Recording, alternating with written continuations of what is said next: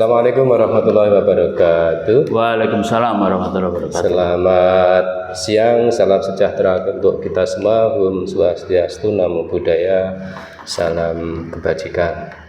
Sahabat muda dimanapun Anda berada, sehat walafiat, semoga itu terjadi pada diri Anda sekeluarga. Pada siang hari ini saya bertemu dengan Ketua Dewan Pendidikan Kabupaten Magetan yang beliau ini segudang kegiatan luar biasa, kegiatan banyak sekali. Ada di samping sebagai ASN guru di SMP Negeri 1 Magetan, beliau juga sebagai pengurus KONI ya, IPSI FOPI ya. FOPI. Federasi Olahraga Pentang Indonesia. Saya ketua harian. Federasi Olahraga Pentang Indonesia. Pentang Indonesia ya. Ya. Jadi kurang jelas bisa dijelaskan. Ya. Ya. Ini kita nanti ngobrol-ngobrol dengan beliau yang masih muda tapi sudah malang melintang di dunia persilatan keorganisasian ya, yang pengalamannya sudah banyak sekali. Pertama, sebagai Dewan Pendidikan, ini jabatan pengabdian yang sekarang lagi ngehit ya. Program strategis apa Mas Mukhris yang Mas Mukhris angkat di Muris. Ya. Mas Muris angkat sangka kesosokan yang Mas Muris angkat sebagai ikon besarnya Dewan Pendidikan Kabupaten Magetan.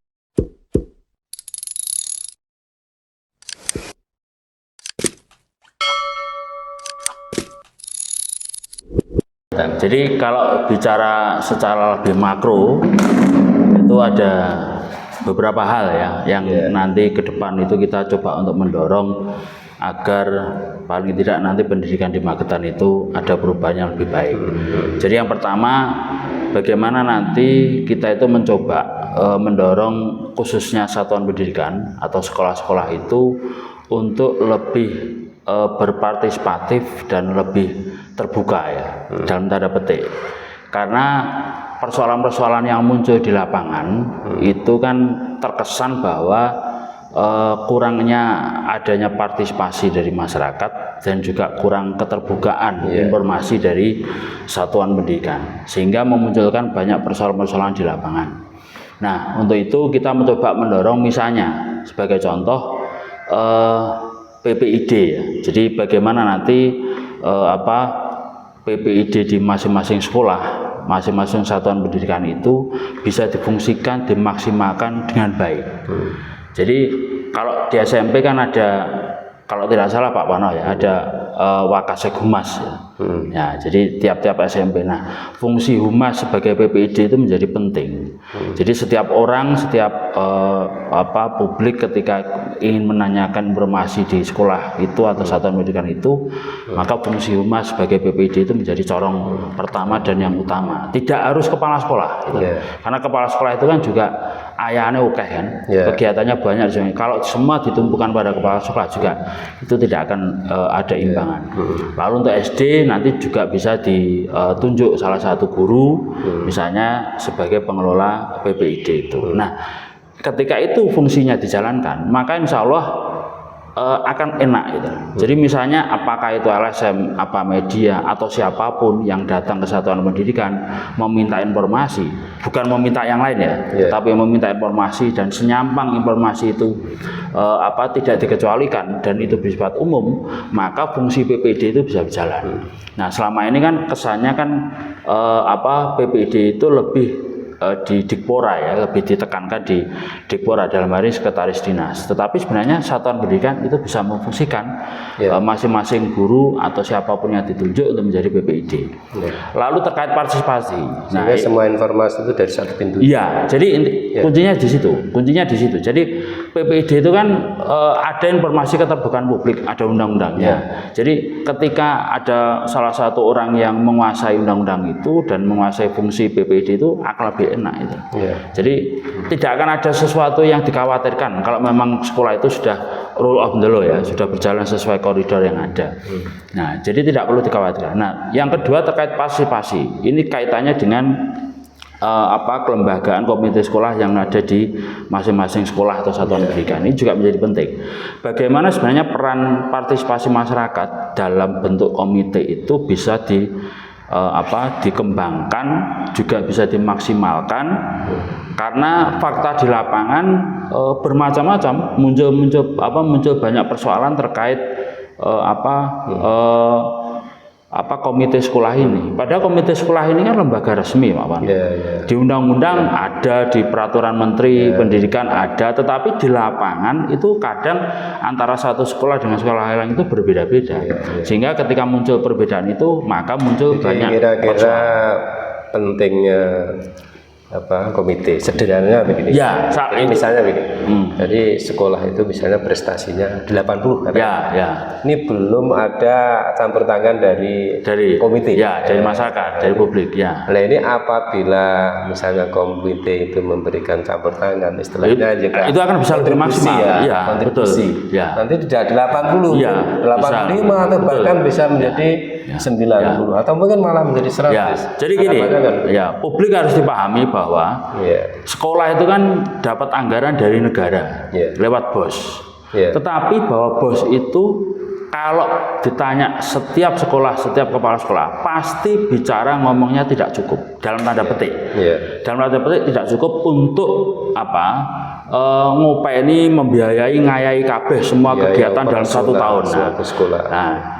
Nah, ketika itu dalam tanda petik tidak cukup, karena memang kalau bicara sebenarnya tidak cukup itu bahasa yang agak kurang pas ya, karena itu memang kemampuan negara seperti itu. Kalau tidak cukup kan kita seakan-akan tidak menghargai apa yang diberikan negara. Tapi fakta di lapangan kan memang muncul seperti itu. Nah, maka fungsinya komite itu menjadi penting. Nah, jadi kalau saya menganalogikan sederhana, ketika dana BOS itu kalau dibuat beli nasi goreng ya hanya nasi goreng saja, Pak. Tapi kalau pengen nasi goreng pakai telur mata sapi, telur dadar atau telur ceplok atau ditambahi sosis dan sebagainya, maka kan harus ada tambahan anggaran. Nah, ini diambilkan dari mana? Seperti itu. Ya, fungsinya komite menjadi penting. Sehingga bentuk partisipasi, makanya pendidikan itu bukan hanya urusannya negara, bukan hanya urusannya sekolah, guru murid, guru kepala sekolah, tetapi juga masyarakat, orang tua dan sebagainya itu juga bertanggung jawab. Nah, salah satu bentuknya lewat komite itu. Nah, kita mencoba untuk mendorong di DP yang periode ini, Dewan Pendidikan Magetan saat ini mendorong. Yang kedua adalah bagaimana nanti ada aturan atau payung hukum minimal Perbub, maksimal syukur-syukur kalau bisa Perda. Tapi kalau Perda itu agak susah karena memang melibatkan banyak stakeholder. Tapi kalau Perbub itu insya Allah akan lebih simpel dan lebih ringkas. Untuk bahasanya Perbub penguatan kelembagaan komite sekolah. Jadi kita tidak copy paste dari peraturan Menteri Pendidikan terkait komite sekolah, tetapi aturan yang ada lewat Undang-Undang Sisdiknas, peraturan Menteri Pendidikan terkait komite itu lalu di Magetan nanti kearifan lokalnya seperti apa? Seperti apa? Contoh misalnya, contoh sederhana, masa jabatan komite itu kan harusnya idealnya memang harus diatur. Berapa tahun? Nah, jangan seumur hidup. Sekarang logika sederhananya gini, Pak Mano. Kalau panjenengan punya anak SMP gitu ya, lalu panjenengan layak bisa menjadi anggota komite, karena puteran jenengan sekolah di situ. Kalau SMP kan 3 tahun. Nah, ketika puteran jenengan kelas 7, 8, 9, jenengan masih komite rasional. Tapi ketika sudah lulus masuk SMA atau SMK, kepentingan apa yang jenengan bawa ketika anak panjenengan sudah tidak ada di situ? Nah, setidaknya semangatnya pasti kurang ya. Betul. Jadi idealnya anggota komite itu ya adalah orang tua yang punya anak di situ. Tapi ketika sudah lulus itu mungkin bisa diganti. Nah, hal-hal seperti itu kelihatannya sepele sederhana, tetapi kalau itu diatur dan itu bisa berjalan dengan masif di Magetan, ini luar biasa. Jadi jangan sampai komite itu dari anak sampai anaknya itu punya cucu, tetap komite di situ. Ini kan dalam tanda petik agak aneh itu. Kepentingannya apa itu? masih mancep di situ itu, padahal karena sudah tidak punya kepentingan, anaknya sudah punya cucu, sudah tidak sekolah di situ dan sebagainya. Nah, hal-hal seperti ini kelihatannya sepele, tetapi coba kita mencermati untuk kita tata lah. Kita tata. Menurut Mas Muris kira-kira yang ideal berapa? 2 tahun, 3 tahun, atau 1 tahun? Ya paling tidak selama anak sekolah di situ. Misalnya kalau SD 6 ya, 6 kelas 1 sampai kelas 6, berarti idenya 6 tahun. Ini bicara konsep kita ya, secara umum ya. Kalau SMP berarti ya 3 tahun. Nah, jadi setelah itu nanti bisa ganti yang lain. Karena ketika sudah lulus kan pasti orang tua wali murid yang baru kan juga datang. Nah, jadi seperti itu, karena komite itu kan adalah orang yang paling punya kepentingan di sekolah situ karena anaknya sekolah di situ. Kalau tidak punya anak, kepentingannya apa? Ini menjadi pertanyaan kan. Kok kepala sekolah sih nganggo wong kuwi ya jadi komite? Nah, jadi pertanyaan seperti itu. Nah, jadi ya kelihatannya ini hal-hal yang remeh-temeh, tapi menurut saya ini menjadi penting. Kita bicara jangan bicara yang besar, tapi kita coba menata hal yang kecil. Mudah-mudahan dari kecil ini bisa membawa efek yang luar biasa ke depan. Seperti itu. Yang kedua, bagaimana penguatan alumni. Ini kadang lupa. Jadi selain komite, itu partisipasi yang patut menjadi fokus sekolah atau satuan pendidikan itu adalah alumni. Karena sekolah itu pasti punya alumni, Pak Wan. Pasti. Dan diantara alumni itu pasti ada entah 1-2 yang berhasil dan tanda petik ya sukses. Apakah itu jadi pejabat, pengusaha dan sebagainya. Coba sentuh kesadaran dari alumni itu untuk bisa membangun, untuk membantu bertanggung jawab terhadap kebesaran sekolah itu. Nah, ini menjadi penting. Nah, kadang ini hanya sekedar seremoni setiap lebaran ketemu alumni bla bla bla, tapi bar. Tapi apa kontribusi terhadap alumni kepada sekolah, terhadap alma mater? Nah, oleh sebab itu makanya kalau itu bisa dikolaborasikan dengan komite, ini luar biasa. Itu kira-kira yang bisa dijadikan contoh itu di misalnya ini ya, di IKA UNESA, Ikatan Keluarga Alumni UNESA. Itu salah satu diantaranya. Tidak mau tahu nanti kalau nanti tidak ada anak UNESA, mahasiswa UNESA yang drop out. Alias dalam arti gini, nek eneng sing drop out itu alumni yang bantu ikut memikirkan agar dia bisa tersedia tetap bertahan sekolah. Jadi satu, yang kedua tidak mau tahu nanti ada yang mahasiswa UNESA itu merasa biaya studinya mahal. Ini artinya ya Ikatan Keluarga Alumni itu ikut memikirkan, mungkin memberikan subsidi. Kalau dia misalnya kemampuannya katakan misalnya standarnya 5 juta 5 juta. Saya baru ditotok mentok itu punya 3 juta. Yang 2 juta ini bisa dipikirkan oleh keluarga alumni. Nah, itu apabila itu juga katakan itu diadopsi di sekolah SD atau SMP, luar biasa. Di SMP juga luar biasa. Mungkin di SMP kan tidak ada kewajiban bayar gitu ya. Tapi bisa berupa subsidi begitu sehingga. Jadi kalau alumni itu malah ruang geraknya kan lebih leluasa, Pak. Kalau misalnya bisa membantu dalam bentuk dana, uang, atau bisa dalam bentuk sarana-prasarana yang lain. Nah, misalnya seperti itu, dan itu sah-sah saja. Mau diperiksa oleh siapapun, BPK, inspektor dan sebagainya, ini dari alumni.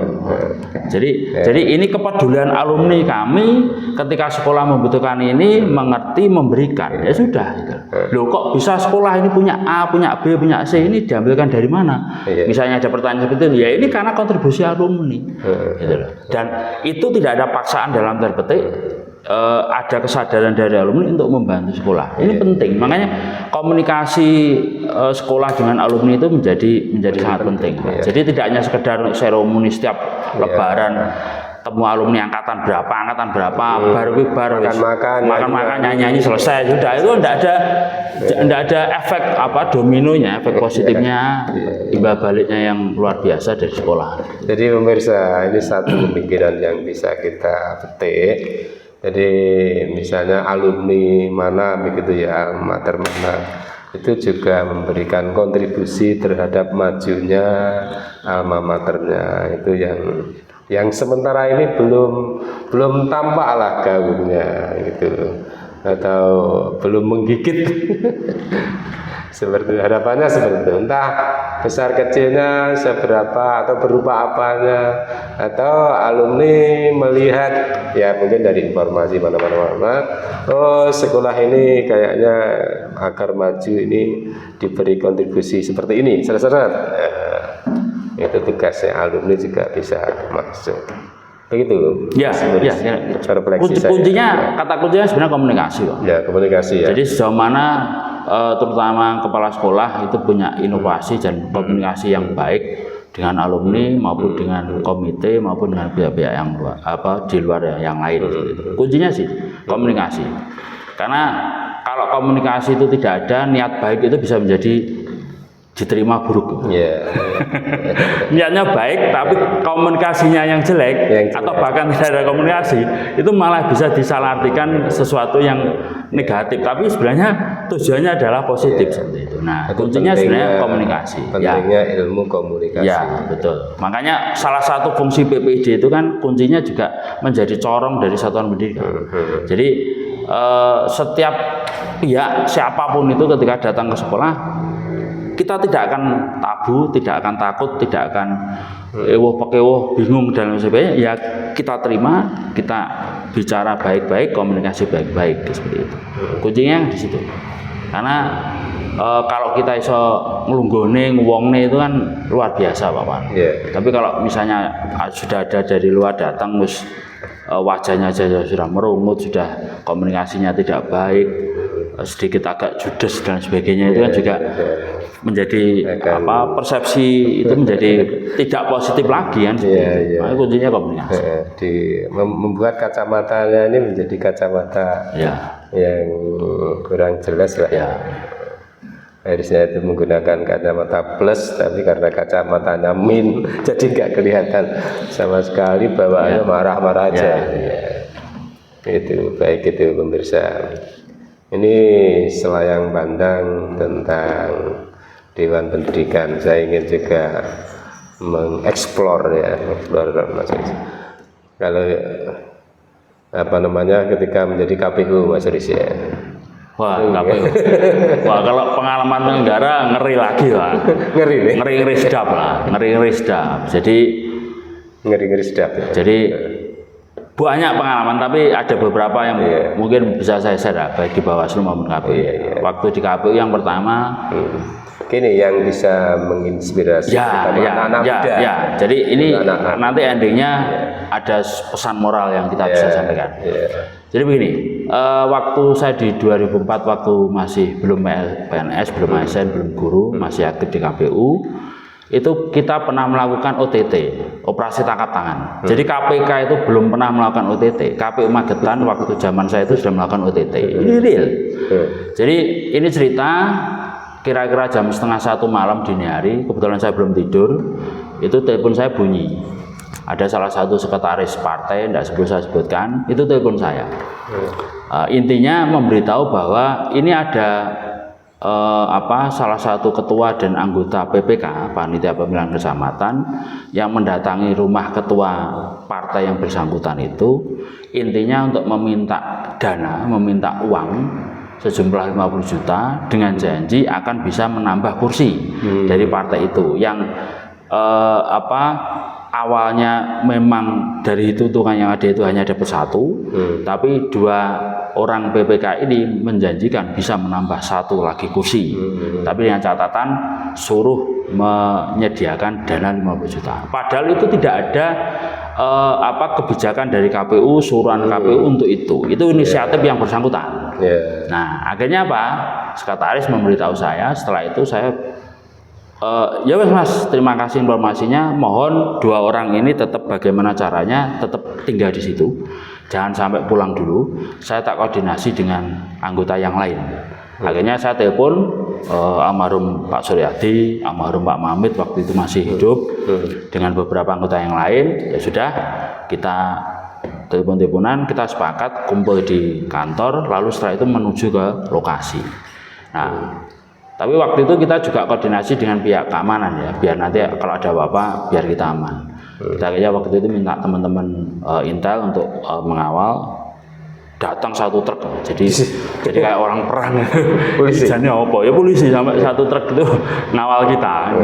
Akhirnya kebetulan rumahnya itu di tengah kota, ya kita hampir jam 1:30 itu datang ke lokasi itu. Tapi sebelum kita masuk ke rumah itu, kita coba naik bahasa Jawa ini dedep gitu.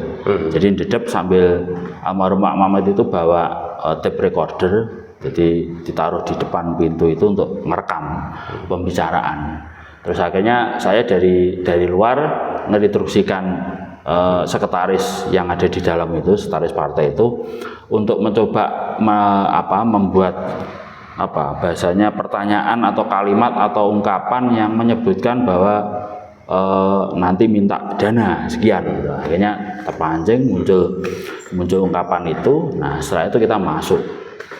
Jadi bayangkan kita masuk, ya udah. Jadi OTT di situ. Kita OTT bersama-sama 2 orang anak buah kita sendiri. KPU itu adanya mulai tahun berapa? Terus besoknya kita langsung rapat pleno berlima, kita pecat, kita berhentikan dengan tidak hormat 2 orang itu. Ya. Jadi kita secara internal di organisasi karena sudah melanggar etika dan sebagainya kita pecat. Tuh. Nah KPU itu sejak ada di Kabupaten Kota sejak 2003. Ya, dan itu permanen. Nah itu permanen. Permanen itu maksudnya? Permanen itu terus tetap ada. Kalau dulu setelah pemilu biar ada. Oh, iya. Nah, kalau sejak 2003 ya setelah pemilu pun selesai KPU tetap ada. Iya. Cuma komisionernya 5 tahun sekali ganti. 5 tahun. Ya. 5 tahun. Itu pengalaman pertama. Pengalaman kedua, kalau ini kan pengalamannya tidak mengenakan. Kalau ini sebenarnya pengalaman kedua ini mengenakan, tapi juga akhirnya bisa merusak masa depan. Dan untungnya saya masih tidak tergoda dengan itu. Jadi suatu waktu saya belum menikah waktu itu, masih tinggal sama ibu, datanglah seseorang malam-malam. Lalu sambil bawa kresek itu, saya tidak tahu sih kresek itu apa, tapi intinya orang ini pertama silaturahmi, yang kedua meminta bantuan saya untuk menambah suara salah satu saudaranya biar nanti bisa menjadi anggota dewan, biar dapat kursi. Dengan imbalan apa? Ternyata kresek yang ada di dalam itu uang 150 juta. Tahun 2004. Kalau saya kuskan sekarang, ya? Kalau saya kuskan sekarang 1,5 M. 1,5 M. Kalau uang sekarang ya 1,5 M. Waktu zaman segitu 150 juta. 50-an ribu bendel 3 itu. Nah, sampai bilang kalau ini kurang silahkan nanti ke dealer Yamaha, di depan rumah saya itu ada dealer Yamaha di Tambran itu, silahkan memilih Pak Muris sepeda apa yang yang dimaui sama kawan-kawan yang lain, komisioner yang lain. Akhirnya dengan cara yang halus saya menolak, akhirnya dia tetap tidak mau pergi, akhirnya saya sedikit agak keras, saya sedikit dalam tanda petik ya ngeden-ngedeni lah. Pak jenengan kalau tidak pulang, teman-teman saya polisi itu banyak, teman-teman Intel itu saya banyak, mendingan saya telepon mereka biar nangkap panjenengan. Kalau jenengan tidak pulang, akhirnya pulang. Akhirnya pulang, besoknya kita rapat berlima, kita beritahu bahwa kemarin saya didatangi orang seperti ini, bla bla bla. Jadi itu kira-kira liku-liku. Kalau bicara yang lain banyak lah. Jadi antara ancaman, teror, rayuan itu campur jadi satu. Campur jadi satu. Di Bawaslu pun juga sama. Nah, jadi ya itu suka dukanya beraktivitas di dunia politik ya. Jadi pasti ada banyak rayuan, banyak godaan, banyak ancaman, banyak macam-macam. Tapi yang penting kita tetap sesuai dengan aturan yang ada. Karena saya berpikir bahwa kalaupun saya terima pada saat itu ya sudah, sebenarnya saya menghancurkan masa depan saya sendiri seperti itu. Tapi saya tidak mau, saya masih punya pikiran sehat lah. Alhamdulillah. Dan alhamdulillah saya bisa ketemu dengan jenengan. Kira-kira kalau saya terima uang itu saya tidak bisa ngobrol seperti ini. Bu ceritanya piye gitu. Alhamdulillah. Ini terakhir Mas Ars ya. Akhir-akhir ini atau sekarang ini, dekade sekarang ini aktivitasnya Mas Muris ini apa saja? Kalau aktivitas satu ASN. jelas guru ya. Yeah. Saya bulan guru BK sama kayak dengan Pak Pano ini sebenarnya guru saya, senior saya ini. Pak Pano dulu menjadi ketua MGBK, lalu menggantikan setelah itu saya cuma 1 tahun karena saya diterima di Bawaslu. saya itu nih. Jadi saya ini sebenarnya muridnya Pak Pano. Kudunya sih tanya itu saya Pak, bukan jenengan tanya saya. Iya enggak apa-apa. Jadi pertama saya aktivitas keseharian guru BK. Lalu di organisasi di luar itu di ketua Dewan Pendidikan. Lalu di organisasi yang lain itu KONI. Nah, KONI. Terus yang ketiga ini saya tidak tahu ini. Saya kemarin tiba beberapa pengurus PGRI yang baru ini nanti saya coba untuk dimasukkan.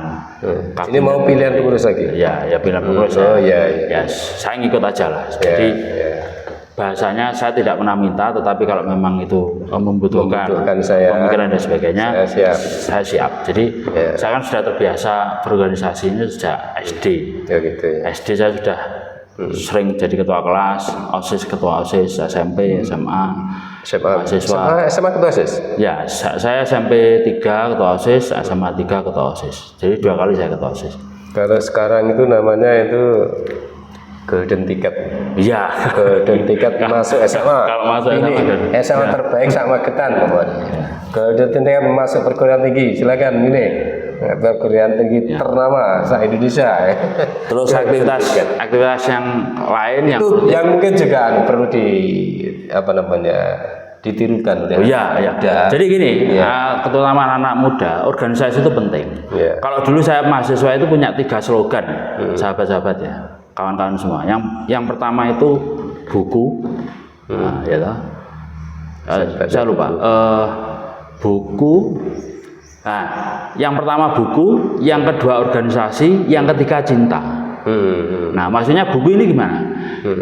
Mahasiswa pelajar itu ya harus pinter. Harus membaca. Bisa pinter itu dari mana? Ya harus banyak membaca. Syukur-syukur bisa menulis.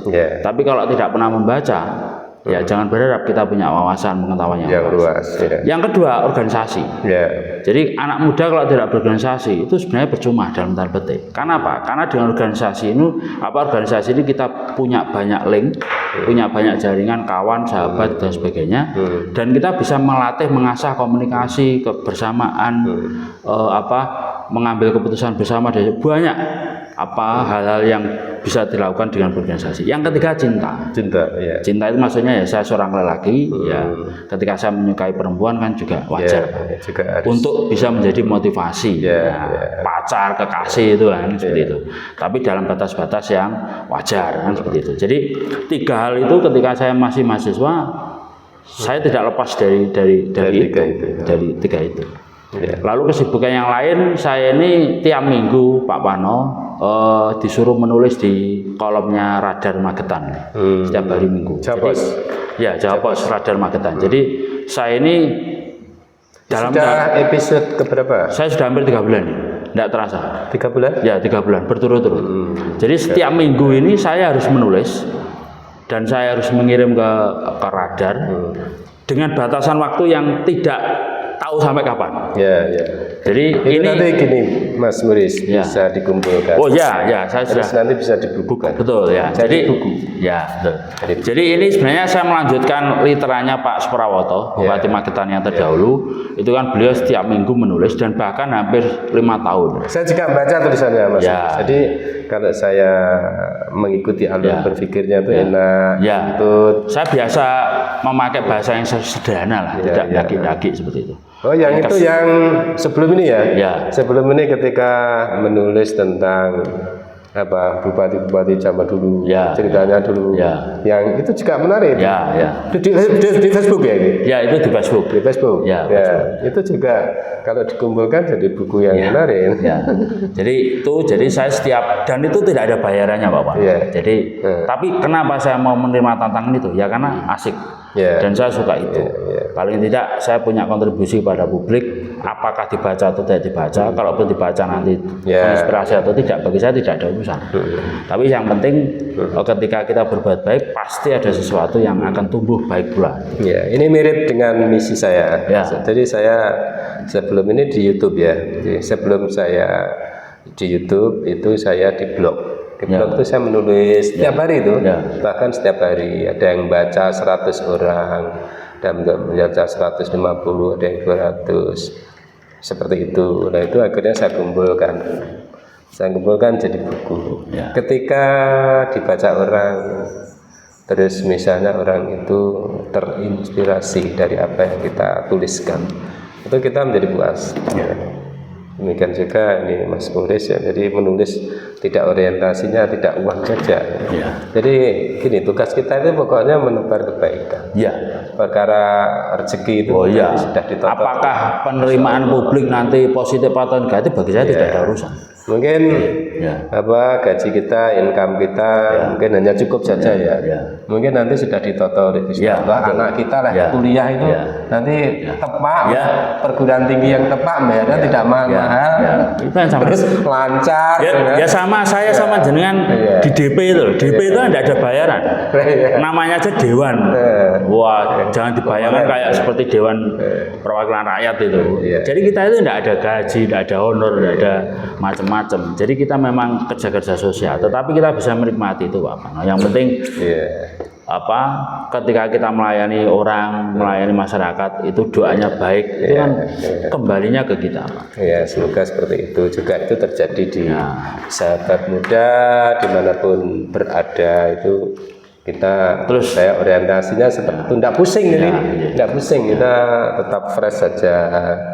Terus terakhir Pak Pano, aktivitas yang lain itu terkait saya nguri-nguri makamnya Mbah Suryo, Gubernur Suryo itu yang ada di Jalan Salak karena alhamdulillah setiap tahun pasti ada haul Gubernur Suryo, itu menjadi kegiatan rutin dan ke depan sebagai perwakilan keluarga saya sebenarnya punya harapan betul di Magetan nanti ada wisata religi atau wisata sejarah terkait pahlawan nasional Gubernur Suryo. Ini kalau bisa terjadi, bisa dilakukan, ini luar biasa. Dampaknya luar biasa. Dampak di UMKM, dampak di peningkatan perekonomian masyarakat, dampak Magetan itu bisa lebih dikenal dan sebagainya itu luar biasa. Jadi kalau saya membayangkan misalnya di Blitar itu ada makamnya Bung Karno yang begitu hampir setiap hari para peziarah datang. Kalau di Jombang itu ada Gus Dur, lalu di beberapa makam para sunan, para wali dan sebagainya, itu kan luar biasa. Jadi saya punya mimpi, keluarga itu punya mimpi untuk nanti makam Gubernur Suryo itu bisa menjadi wisata religi maupun wisata sejarah. Jadi anak-anak muda, anak-anak TK, SD, SMP itu bisa berziarah sambil belajar sejarah di situ dan sebagainya. Jadi menurut saya anak-anak wisata atau belajar sejarah yang macam-macam itu, yang pertama itu harus dimengerti itu tokoh-tokoh sejarah Magetan saja dulu. Nah sementara kita misalnya mengenal hebatnya orang-orang hebat di luar negeri sana, misalnya siapa? Napoleon kehebatan Napoleon. Nah, sementara tokoh-tokoh kita yang sebenarnya hebat itu tidak kita kenalkan pada anak-anak kita. Itu kan kurang bagus lah. Nah terus terakhir Pak Pano sebelum ditutup, saya masih punya mimpi keinginan Jadi bagi saya mimpi keinginan itu kalau berhasil alhamdulillah, kalau tidak biasa. Jadi kalah menang itu saya sudah terbiasa untuk itu. Saya mungkin tahun depan coba untuk ikut pelatihan di Lemhanas. Lemhanas. Jadi itu memang kata orang berat prosesnya dan sebagainya, tapi bagi saya coba akan jalani itu. Jadi kalau semesta sudah membersamai dan Tuhan memberikan jalan, saya pikir itu sesuatu Itu persyaratannya bagaimana ya? Persyaratannya ya luar biasa banyak itu. Termasuk saya rekomendasi dari orang-orang penting ya, bisa penting untuk Yang saya layak. tahu itu ya para jenderal itu ya. Ya, itu jadi Lemhanas. saya coba untuk ikutlah mencoba untuk mengikuti itu. Kalaupun berhasil ya alhamdulillah, kalau enggak ya sudah enggak apa-apa. Bagi saya tidak ada masalah. Ya. Itu Pak Wano. Ya, terima kasih Mas Nuris, sehat selalu. Ya. Semoga impian kita yang positif, yang baik itu diberi kemudahan, kelancaran oleh Allah. Amin. Dan berikan keberkahan di mana kita berada. Karena punya kata bijak satu Pak Wano. Ya. Sebelum ditutup, jika kita bukan bagian dari persoalan, jika kita bukan bagian dari penyelesaian, maka kita adalah bagian dari persoalan. Menjadi bagian dari persoalan. Jadi kalau bisa ya kita itu menjadi bagian dari penyelesaian. Jadi bukan menjadi solusi, bagian dari persoalan. Bisa memberikan solusi. Ya, jangan memperburuk keadaan, jangan menambah masalah. Terima kasih Mas Nuris. Terima kasih pemirsa dimanapun Anda berada. Dengan percakapan kita dengan Mas Ketua Dewan Pendidikan Kabupaten Magetan. Ada salah dan kurang, mohon maaf. Bila taufiq wal hidayah. Wassalamualaikum warahmatullahi wabarakatuh. Waalaikumsalam.